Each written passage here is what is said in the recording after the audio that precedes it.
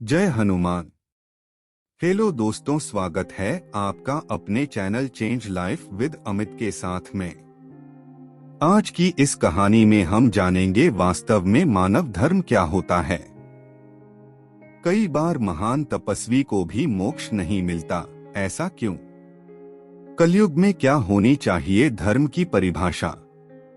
किस तरह धार्मिक कर्म कांड करके लोग अपने आप को ज्ञानी मानते हैं, पर क्या वास्तव में यह धर्म है? एक महान संत थे जो बहुत ही प्रचंड तपस्वी थे। उन्हें कई शास्त्रों का ज्ञान था, कई श्लोक मुँह ज़बानी याद थे। उनकी बुद्धिमानी के चर्चे मीलों तक थे। संत दिन रात प्रत्येक पल भगवान की भक्ति में लगे रहते थे। कठिन से कठिन तपस्या करते थे, लेकिन उन्हें सेवा में रुचि नहीं थी। उन्हें लगता था सेवा से ज्ञान नहीं मिलता, केवल ईश्वर के ध्यान से ही जीवन तरता है।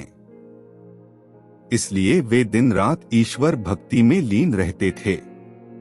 ना उन्हें किसी अन्य से लेना था ना देना, ना किसी का भला करते थे और ना ही बुरा।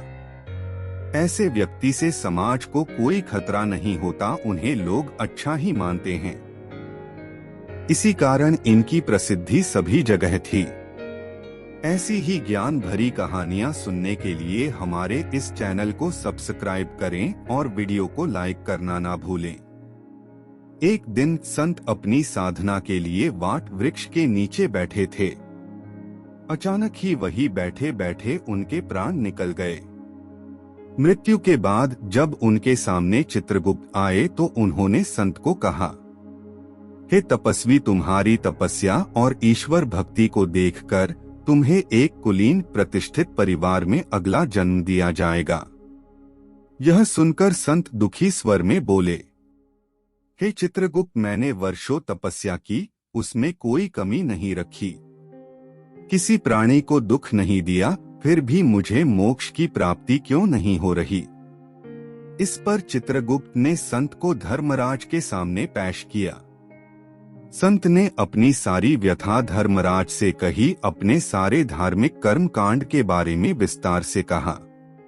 यह सब सुनकर धर्मराज मुस्कुराए और उन्होंने कहा, हे वत्स, वास्तव में तुम मानव धर्म को जान ही नहीं पाए। मुझे पता है तुमने कठिन से कठिन तप किया, किसी को कष्ट नहीं दिया, लेकिन तुमने परोपकार भी नहीं किया।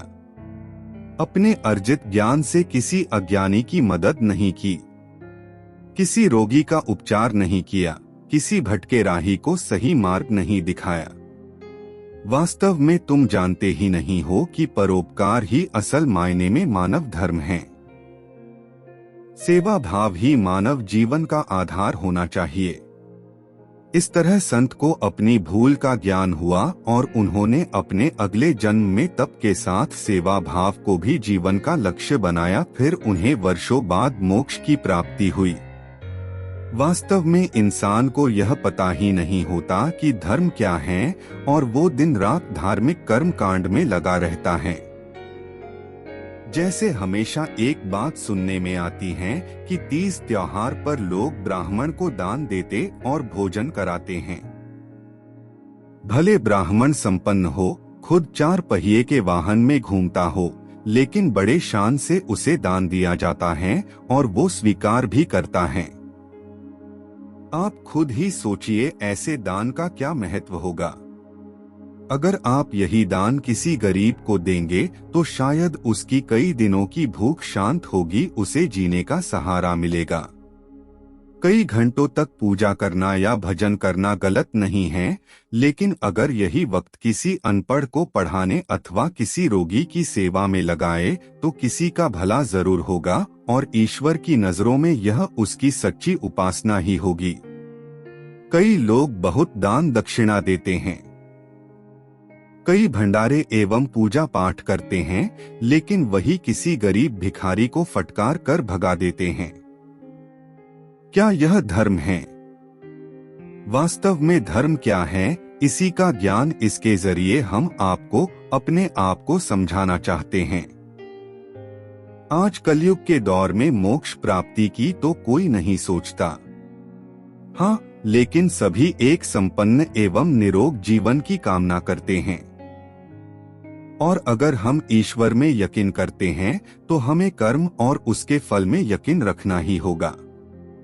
हमारे कर्म ही हमें अच्छा या बुरा फल दे सकते हैं।